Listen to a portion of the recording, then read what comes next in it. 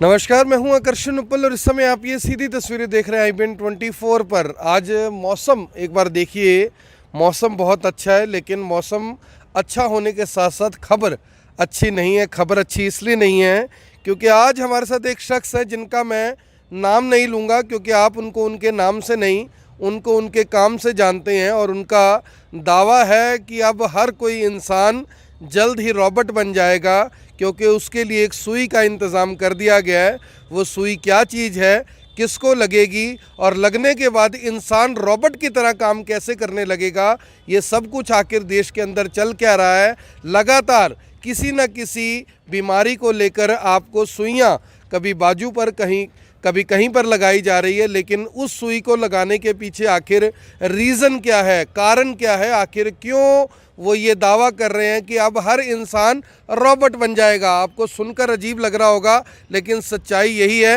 क्योंकि ये जो शख्स इस समय एक कागज़ और एक पेन लेकर यहाँ पर खड़े हैं, उनका दावा है कि उनके हाथ में एक बिल है, वो बिल है भारत सरकार का। और ये बिल ये बताता है, ये दिखाता है कि अब आपके ऊपर कंट्रोल किया जाने वाला है, नियंत्रण किया जाने वाला है। और इस बिल के आने से संविधान की जो ताकत है वो कहीं ना कहीं कम हो जाएगी, ऐसा भी ये बिल बताता है। और ये जो दावा है वो ये शख्स कर रहे हैं, क्योंकि आपने देखा होगा कि किस तरह से चंडीगढ़ के अंदर आपके मुंह पर एक सिस्टम लगाने के लिए जो चालान किया जाता है कि अगर आपने वो सिस्टम नहीं लगाया तो आपका चालान काट दिया जाएगा। उस चालान को कटवाने की जगह पहुंच गए थे साहब जेल से बाहर आए, फिर से कहा कि मैं वो सिस्टम नहीं लगाऊंगा। और आज हमारे पास एक कागज़ लेकर आए हैं जो कि 2017 का एक ड्राफ्ट है। अब बताया जा रहा है कि अब उसे संसद के अंदर पेश किया जाएगा और इंसान को रॉबोट बना दिया जाएगा। साहब जी, सबसे पहले तो आपको लोग डॉक्टर कहते हैं, मैं भी डॉक्टर ही कह के संबोधित करूंगा। डॉक्टर साहब, ये जो कागज़ पत्र लेकर आप घूम रहे हैं, 2017 5 साल पुरानी बात हो गई, आपने कागज़ का पीछा नहीं छोड़ा और आप कह रहे हैं कि इंसान रॉबोट बन जाएगा। नहीं, एक्चुअली क्या है कि रोबोट नहीं बोला, ये एक ट्रांस ह्यूमन वर्ड होता है जिसके अंदर आधा इंसान होता है और आधा मशीन होता है। जब इंसान के अंदर कोई टेक्नोलॉजी चली जाती है तो वो टेक्नोलॉजी बेसिकली उस टेक्नोलॉजी के ऊपर जिसका पेटेंट होता है वही आदमी उसका मालिक हो जाता है उस टेक्नोलॉजी का। तो जैसे कि ये आपको नया एक केमिकल दिया जा रहा है जो आजकल पिछले 1-1.5 साल से, उसका जो पेटेंट है वो बिल गेट्स के नाम पर है। तो बिल गेट्स अब मालिक है उन बॉडीज़ का, वो जो ट्रांस ह्यूमन बन चुके हैं। जिस बिल की मैं बात कर रहा हूँ, this the public health prevention control and management of the epidemic and bio terrorism and disaster bill 2017।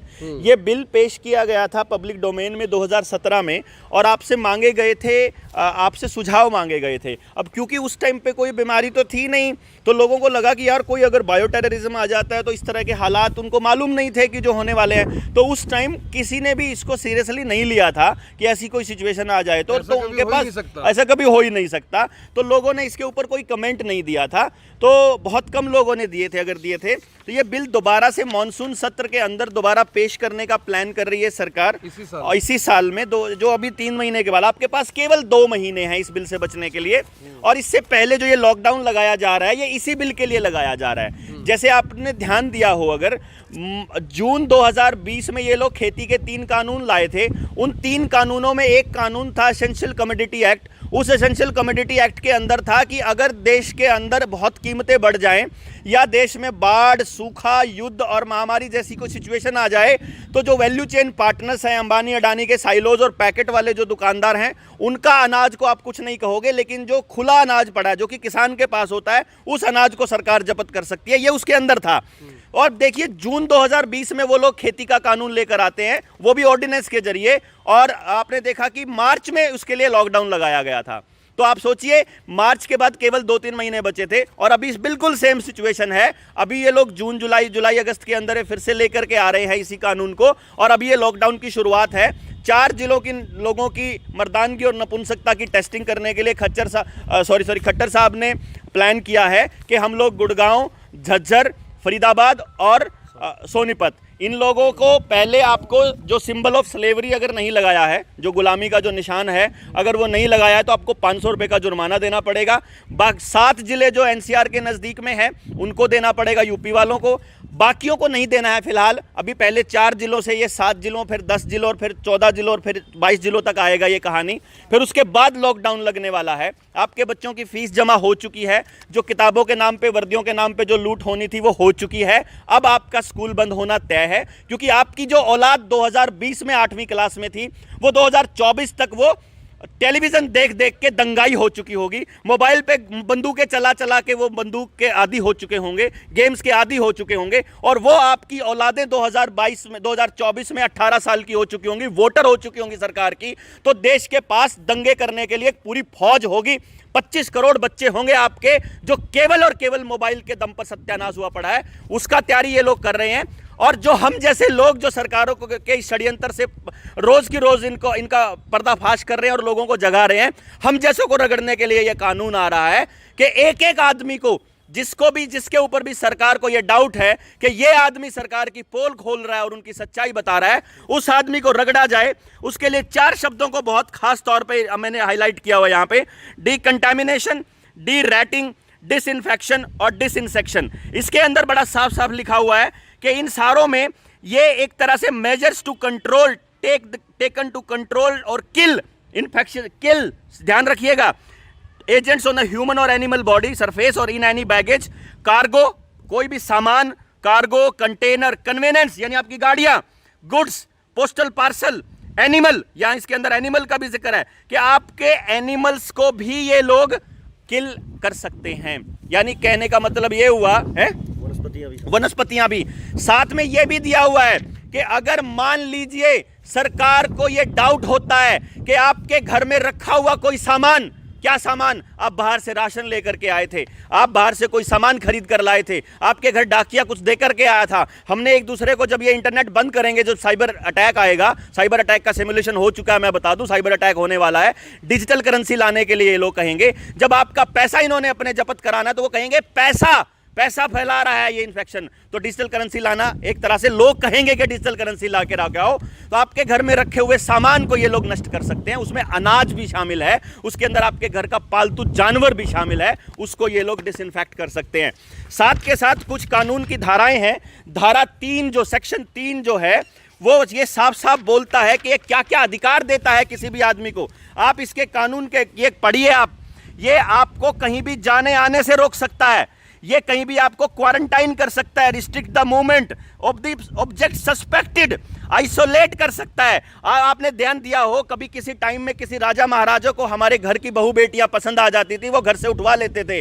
अगर आजकल डीसी साहब को आपकी बहू बेटी, मेरी बहू बेटी पसंद आ जाए तो वो ये कह सकता है कि ये इन्फेक्शन फैला रही है, हमें डाउट है ये उस जगह से आकर के आई थी, अब इसको आइसोलेट करना बहुत जरूरी होगा। आपने ध्यान दिया हो, जब दूसरी लहर ये लोग लेकर के आए थे, उस दूसरी लहर के अंदर जब किसी का आदमी अंदर अस्पताल में पड़ा है, उसकी वाइफ से शरीर मांगा गया था, आपको याद हो तो, जब वो वीडियोस चली थी खूब, उनके अंग तस्करी हुई थी उन लोगों की, उनकी देखभाल के नाम पर, उस वक्त आपको आइसोलेट करने का अधिकार ये उस अधिकारी को देता है। Conduct any medical examination including the laboratory examination, any treatment और वैक्स डैश सीन।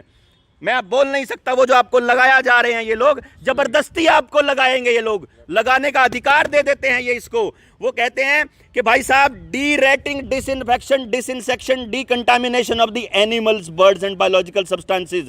आपका सामान, कंटेनर, गाड़ी, घर के साथ साथ आपके घर को, अगर ये लोग ये यकीन करते हैं ना कि आपका घर कंटामिनेशन फैला रहा है, आपके घर को नष्ट करने का अधिकार ये उस अधिकारी को देता है कानून। आपको कोई भी बाहर से सामान खरीदने का अधिकार नहीं होगा, आप कोई परचेज नहीं कर सकते, आप ट्रांसपोर्ट इस्तेमाल नहीं कर सकते, आपकी जिंदगी की सारी चीजें उसके अंदर आ जाएंगी। एक सबसे बड़ी बात, एक और चीज आ जाती है, अगर मैं आपको ये दिखा दूं कि भाई साहब ये ऑर्डर कर सकता है आपको डिटेंशन का कोई भी पर्सन, अगर इंटेंट टू ट्रैवल, अगर या मतलब ट्रैवलिंग या इंटेंट टू ट्रैवल, यानी अगर आप सफर कर रहे हो या सफर करने का इरादा भी है तो भी आपको पकड़ा जा सकता है। और साथ में authorize any person to enter inspect without prior notice. आपके घर के अंदर आपकी मर्जी के बिना किसी नोटिस के बिना, किसी सरकारी किसी चालान या किसी सम्मन के बिना आपके घर में घुसा जा सकता है। ये उसको आदेश है किसी वारंट की किसी की जरूरत नहीं है। देवेंद्र भाई मुझे एक बात बताओ डॉक्टर साहब, अगर आ गया तो फिर क्या हो गया? अब देश की अदालतें हैं, कानून है, अगर इस तरह की चीजें आ गई तो आप वहां पे चैलेंज कर लोगे इसको। चैप्टर 2 में ये सेक्शन 3 है, जो मैंने ये सारी बातें बताई थी, ये सेक्शन 3 है। सेक्शन 3 के अंदर चैप्टर 3 पेनल्टीज हैं। अगर ये काम आपने गलती से पहली बार किया तो 10,000 रुपए तक जुर्माना है, जानबूझ के किया तो 25,000 तक है। लेकिन अगर आपने दूसरी बार किया तो, जानबूझ के किया पहली बार तो 50,000 तक है, और दूसरी बार किया तो 1 लाख तक जुर्माना और 2 साल तक की कैद। आपने कहा कि कानून है और अदालतें हैं, कोर्ट है, तो उसके लिए बता दूं चैप्टर 5 के अंदर मिसलिनियस में ये मेंशन किया हुआ है कि सेक्शन 3, 4 और 5 ये मैंने जो बोले हैं, इनके ऊपर no court shall take cognizance of any offense under section 3, 4 and 5। यानी कि इस देश की 140 करोड़ पॉपुलेशन को नेचुरल जस्टिस ऑफ लॉ के पास जाने से रोक दिया जाएगा। यानी आप कोर्ट की शरण नहीं ले सकते, क्योंकि इसके अंदर लिखा हुआ है किसी कोर्ट की औकात नहीं है आपका केस सुनने की। आपको ध्यान हो, अगर किसानों के लिए जो दूसरा कानून था जिसके अंदर एग्रीमेंट का जो केस था, उस एग्रीमेंट वाले कानून के अंदर लिखा हुआ था कि अगर किसान का झगड़ा हो जाए तो एसडीएम की कोर्ट या एडीसी की कोर्ट निपटारा करेगी। आपकी जो ये कोर्ट्स हैं इनको इजाजत नहीं है उसका, क्योंकि आपकी कोर्ट किस चीज का फैसला सुनाती है? आपकी संविधान के हिसाब से। संविधान को रगड़ने के लिए इंटरनेशनल ट्रीटी आ रही है WHO की, वो कहती है कि जल्दी से साइन करके भेजो, अप्रैल के एंड तक हमें साइन करके भेजना है। वहां ध्यान हो, मैं आपको बता रहा हूं, आपके देश का प्रधानमंत्री, सरकार इसलिए नहीं कहूंगा क्योंकि बाकी के लोगों को आपने उसी आदमी की शक्ल देख करके चूज किया था, आपने बाकी लोगों की छटनी उसी की शक्ल देख के की थी, आपने किसी नेता को नहीं चुना था। वो प्रधानमंत्री आपके देश को बेचने के लिए, आपके संविधान के चीथड़े उड़ाने के लिए वो क्या कर रहा है मालूम है? वो ये कर रहा है कि इंटरनेशनल WHO की जो ट्रीटी है, WHO की जो इंटरनेशनल ट्रीटी है पेंडेमिक के लिए, उसको साइन कर रहा है। उस ट्रीटी के अंदर बड़ा साफ साफ लिखा हुआ है कि अगर ये ट्रीटी अगर एक्टिव हो जाती है तो WHO के निर्देश काम करेंगे, देश का संविधान नल एंड वॉइड हो जाएगा। आपको ध्यान नहीं है मेरे दोस्तों, जिस वक्त इस देश के अंदर क्रिमिनल आइडेंटिफिकेशन प्रोसीजर कानून पास किया गया लोकसभा और राज्यसभा में, उस वक्त आपको कश्मीर फाइल दिखाई जा रही थी। जिस वक्त इसके लिए बात हो रही है उस वक्त आपको दिल्ली के अंदर दंगे कराए जा रहे हैं, प्लान्ड दंगे। ये दंगे करवा करके आपका ध्यान भटकाया जा रहा है। टेलीविजन पे कबाड़ा चल रहा है, इधर से लहर का कबाड़ा चल रहा है, इधर से कह रहे हैं कि ये आ गया, वो आ गया, नया वेरिएंट क्या आ गया। वो कहते हैं कि साइड इफेक्ट की बात नहीं करोगे, अगर किसी को साइड इफेक्ट हो जाए AEFI में उसका नाम दर्ज नहीं करोगे, उसका इलाज फ्री में नहीं करोगे, और किसी बीमारी से चाहे सड़ के लोग जा रहे हो, अपना शरीर दे रहे हो, उनका इलाज नहीं करोगे। लेकिन एक जरूर चाहिए आपको, क्यों भाई? क्योंकि कंट्रोल ग्रुप कंट्रोल करना है। आज जिन्होंने नहीं लगवाया हुआ हम जैसों ने, वो 2 साल के बाद साफ नजर आएंगे कि ये लोगों ने नहीं लगवाया, जिन्होंने लगवा रखा है ना, उनको क्या हाल होने वाला है, किसको लॉन्ग टर्म में कैसी डिजीज होने वाली है। ICMR का बलराम भार्गव जो डायरेक्टर जनरल है, वो चिल्ला चिल्ला के बोल चुका है आपको, अखबारों के अंदर हेडिंग्स है, टाइम्स ऑफ इंडिया की मेरे मोबाइल में रिपोर्ट है, वो ये कहता है कि ये जितने भी ये लग रहे हैं, they do not prevent infection, they are disease modifying. आपको डिजीज नहीं दे के जाएंगे, ये किसी को कैंसर डेवलप होएगा, किसी को हार्ट अटैक अचानक आएंगे। अब कार्डियक अरेस्ट आते हैं, हार्ट अटैक नहीं आते। अब आपको स्टंट डलवाने का मौका नहीं मिलता, पहले ही अगर आपने डी-डाइमर करा लिया, बैठे बैठे जा रहा है आज के टाइम में। चाहे ब्रेन हैमरेज हो रहा हो, चाहे लकवे की तादाद बढ़ रही हो, चाहे आपके ब्लड में हीमोग्लोबिन का स्तर घट रहा हो, चाहे कोलेस्ट्रॉल का स्तर बढ़ रहा हो, चाहे मिसकैरेजेज के केस हो। क्या चाहते हैं ये कि खेती के बीज जिस तरह से 100% इन्होंने बिल गेट्स ने काबू कर लिया और वहां पर स्वालबार्ड सीड वॉल्ट के अंदर पेटेंट बना के रखे हुए हैं। डंगरों के बीज आजकल भाई साहब, डंगरों के भी 70% से ज़्यादा जो है वो इससे इंसेमिनेशन से ही होता है, टीके से ही होता है। और आदमियों का भी हाल ये हो रखा है, 30% जो है वहीं से होता है। तो डॉक्टर साहब मेरे को ये बताओ, जो बातें आप कह रहे हो, मेरे जैसे बड़े सारे लोग होंगे जो इस बात को पूछना चाहेंगे कि ऐसा वो क्यों करना चाहेंगे, देश के प्रधानमंत्री ऐसा क्यों चाहेंगे, बिल गेट्स ही ऐसा क्यों चाहेंगे, पूरा विश्व ऐसा क्यों चाहेगा? इससे कोई दिक्कत है क्या? आम लोगों से, जानवरों से, पेड़ों से, पौधों से कोई दिक्कत है क्या किसी को? देखिए, आदमी वही चाहता है जो हम चाहते हैं, वही वो चाहते हैं। हम घर में कमाने वाला अगर मैं हूं तो मैं चाहूँगा कि मेरे घर में मेरी बात चली जाए और मेरी बात मानी जाए। तो वो क्या करते हैं इस खेल के अंदर, आपने ध्यान दिया हो SSA का काम हो रहा है, तो स्कूल में पैसा कहाँ से आया? वर्ल्ड बैंक से। 100 अरब डॉलर आपने ध्यान दिया हो, जिस टाइम पे लॉकडाउन लगा था, लॉकडाउन के लिए वर्ल्ड बैंक से आया था। वर्ल्ड बैंक को कौन फंडिंग दे रहा है? गावी, रॉकफेलर, बिल गेट्स और रॉथस्चाइल्ड, ये फंडिंग कर रहे हैं। इसका मतलब वो चाहते हैं कि पूरी दुनिया उनके काबू में आए। अब वो ये कहते हैं, अब वो डिजास्टर मैनेजमेंट चलाएंगे, वो ये कहते हैं कि धरती गर्म हो रही है। इन्होंने हार्प टेक्नोलॉजी के जरिए और इनके जरिए जो ये ऊपर केमिकल आपने छिड़कते हुए देखे होंगे जहाज जाते हुए, नाम नहीं बोलूंगा क्योंकि वो उड़ जाता है उससे, वो ये कहते हैं कैम डैश ट्रायल बोल देता हूं, वो उससे क्या कर रहे हैं? आपके एनवायरनमेंट को चेंज कर रहे हैं, आपका मौसम बदल रहा है। लेकिन वो क्या कहते हैं कि दुनिया का जो टेम्परेचर बढ़ रहा है, ग्लोबल वार्मिंग, वो बढ़ रही है पॉपुलेशन की वजह से, पॉल्यूशन की वजह से। पॉपुलेशन को वो प्रॉब्लम कहते हैं। वो ये कहते हैं कि अगर धरती को बचाना है तो कार्बन एमिशन कम करना पड़ेगा। कार्बन एमिशन कैसे वाला है? वो कह रहा है आप जो एक्सक्रीटा है, जो आपका डंगरों का और इंसानों का जो एक्सक्रीटा है, उन्होंने तो गाय की डकार तक को बोल दिया कि गाय जो डकार लेती है उससे ज़्यादा अमोनिया आता है, तो एनवायरनमेंट बचाने के लिए गायों को ख़त्म करना पड़ेगा। वो ऐसा बोलते हैं। वो ये कहते हैं आपका कार्बन एमिशन ख़त्म करना पड़ेगा और उसका एक ही तरीका है, आपकी सांस कम कर दी जाए। और अभी आज की गाय को तो ये सरकार पूछती है। ये हमें लग सकता है या किसी को लग सकता है, सरकार ने एक ही काम किया है, आपकी भावनाओं के साथ खिलवाड़ है। बीफ एक्सपोर्ट में नंबर 1 हो चुका है देश। हाँ, ये बात तो सुनील भाई बता रहे हैं कि इस 2016 से हमारा देश, 14 में सरकार बनी थी, 2016 से लेके आज तक हमारा देश बीफ के एक्सपोर्ट में दुनिया में नंबर 1 है। तो बीफ के और एक और बात बता दूं, मुजफ्फरनगर एरिया के अंदर जितनी भी बीफ की फैक्ट्रीज हैं, सारी की सारी भाजपा के सांसद और विधायकों की है, हिंदू भाजपा सांसदों की, इन पार्टनर ऑफ मुस्लिम्स लोग, ताकि चेहरे पे मुस्लिम नजर आए, दिखे आपको ये कि मुसलमान करते हैं और कर रहे हैं। ये जो संगीत सोम जैसे जो गुंडे लोग हैं, जो भाजपा के ही सांसद हैं, भाजपा के ही लोग जो हैं बीफ एक्सपोर्ट का सबसे बड़ा धंधा करते हैं और सबसे बड़ा काम इन्हीं का है। तो ये कितने बड़े देशभक्त हैं, कितने बड़े गौ भक्त हैं, ये इससे का आप देखिए ना, राम के नाम पर देश को बांट दिया। मेरा राम रोम रोम में बसता है। मेरा जमींदार घर से निकल ले भाई राम का नाम, अपने बैल को बोला करता था, राम राम भाई, राम राम ताई, राम राम राम राम राम, अरे राम तो बरस गया, अरे राम ने तो दुखी कर दिए, तड़के तले के सांझ तक राम होया करता। इन लोगों ने षड्यंत्र के तहत राम को शक्ल दी और बर्बाद किया। पेटेंट तो नहीं, खैर इनकी औकात नहीं है, लेकिन हम लोगों को मैं कह दूं मेरे दोस्तों, जहांगीरपुरी में जब आपका बच्चा दंगे कर रहा था, उस वक्त अमित शाह का बेटा वर्ल्ड इकोनॉमिक फोरम के साथ बैठा ऐश कर रहा था। इनको बोलिए, अगर सचमुच आपको लगता है कि हम खतरे में है ना, तो नेताओं के बच्चे आएंगे सबसे आगे लड़ाई लड़ने के लिए। आपको बचाना है तो नेता क्यों नहीं आता है, क्यों नहीं प्रधानमंत्री आता? कहता है इनके गुंडे इन्होंने छोड़ रखे हैं किराए पर बकवास करने के लिए। ओवैसी जैसे आदमी को ये लोग किराए पे बिठाते हैं। मैंने उनके साथ कितनी गहराई से बात करके देखी कि भाई तुम लोग ये क्यों करते हो, हमको तो फंडिंग मिलती है। आपको ये सारा का सारा काम करने के लिए, भाषण देने के लिए, इस तरह के दंगे भड़काने के लिए बाकायदा पैसा मिलता है मेरे दोस्तों। आपको इन दंगों में उलझा करके कहीं और काम लगा के रखा हुआ है। इस खेल को समझना बहुत ज़रूरी है, आपके लिए बहुत ज़्यादा ज़रूरी है कि आप असली मुद्दों पे बात करो। ये कहते हैं कि ये कानून कब लागू हो जाएगा, जब आपको ये वाली बीमारियां हो जाएंगी। लिस्ट तो देख लो एक बार मेरे दोस्तों, कौन सी बीमारी के टाइम आपके घर वालों को उठाने का आज़ाद है। Anthrax, bird flu, chicken pox, chikungunya, cholera, dinghy,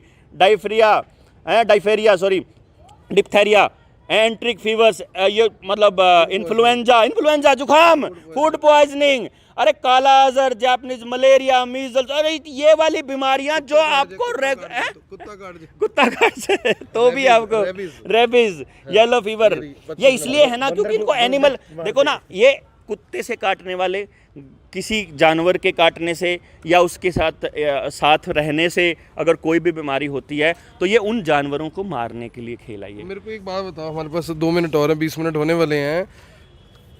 कुत्ता तो पहले भी काटता था, लेकिन कानून पहले नहीं आया। और जो ये बीमारी आजकल चल रही है, ये 2020 में आई है, बिल 2017 में कैसे बन गया? हाँ, तो फिर 2017 में वो टेस्ट किट कैसे खरीद ली मेरे दोस्त?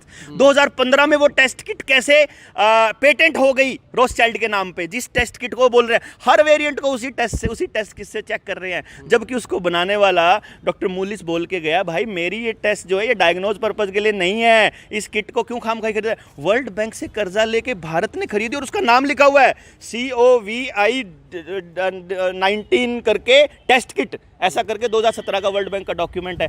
वो उस टाइम पे कैसे खरीद ली? ये षड्यंत्र एक्चुअली इनका पिछले प्लान से चल रहा है। 2012 से लोगों को मालूम था। राजीव भाई ने तो कब बताया था यार इनके बारे में? 1990 में राजीव दीक्षित भाई ने 1990 में बता के गए हैं कि ताशकंद समझौते, वर्ल्ड इकोनॉमिक फोरम के से पहले WTO के जो समझौते होते थे, वो समझौते क्यों करे गए थे? ये एक्चुअली चाइना, अमेरिका और रशिया तीनों के तीनों मुल्क को कंट्रोल करके वो जो 13 फैमिलीज़ हैं जो आजकल जिनका चेहरा रॉथशाइल्ड, रॉकफेलर और बिल गेट्स बना हुआ है, वो चाहते हैं पूरा कंट्रोल आपके ऊपर करना। इसमें देखियो जो ब्लू रिवर टेक्नोलॉजी का जिक्र प्रधानमंत्री ने संसद में किया था, वो ब्लू रिवर टेक्नोलॉजी जो इसने बनाई थी जॉन डीरे ट्रैक्टर ने, उसका मालिक बिल गेट्स है। बात ये है, आखिर में मैं कहूँगा तरीका क्या है बचने का, कैसे बचा जाए? आपने ये देखो, ये मेरे को इन्होंने दिखाया था कि आप बन जाओगे, आधे रोबोट बन जाओगे और आधे इंसान रह जाओगे। ये जो आपने बात बोली थी, इसका क्या आधार क्या है इस बात का? इसका आधार ये है कि जो आपके शरीर में जा रहे हैं वो नैनो पार्टिकल्स जा रहे हैं। इन नैनो पार्टिकल्स को अभी 2-3 दिन पहले की खबर है, मैं आपको भेज दूंगा, चाहे बेशक चला भी देना, नीचे कमेंट में मैं डाल दूंगा आपके।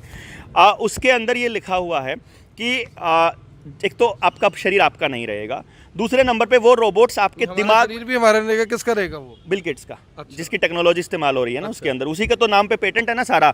जैसे हमारा ये आदर पूनावाला की कंपनी है, नाम नहीं लेता, serum institute, sorry, Bharat biotech, ICMR, जिसने ICMR ने रिसर्च की, जिसके लिए उनका सबका 50% पार्टनरशिप बिल गेट्स के नाम पे, सारी इन्वेस्टमेंट बिल गेट्स की है। तो आपको जो लग रहा है ना भारत में बनी है, भारत में बनने, मेड इन इंडिया, भारत में बनने का एकमात्र कारण है कि भारत में एल्यूमिनियम सबसे ज़्यादा पाया जाता है। बच्चों को सिखाते थे भारत में एल्यूमिनियम की कौन सी धातु भारत में सबसे ज़्यादा पाई जाती है? एल्यूमिनियम। तो वो एल्यूमिनियम हाइड्रोक्साइड जेल जो यूज़ हो रखा है, जिसकी वजह से ब्रेन स्ट्रोक्स आ रहे हैं, ये सारे के सारे उसमें इस्तेमाल हो रखे हैं। तो जो नैनो पार्टिकल्स इसमें इस्तेमाल हो रखे हैं, वो हमारी बॉडी में जाके असेंबल हो सकते हैं। नैनो रोबोट्स वो हमारी बॉडी में हमारी नसों को खोलने के काम आ सकते हैं, ऐसा ये लोग बोल रहे हैं।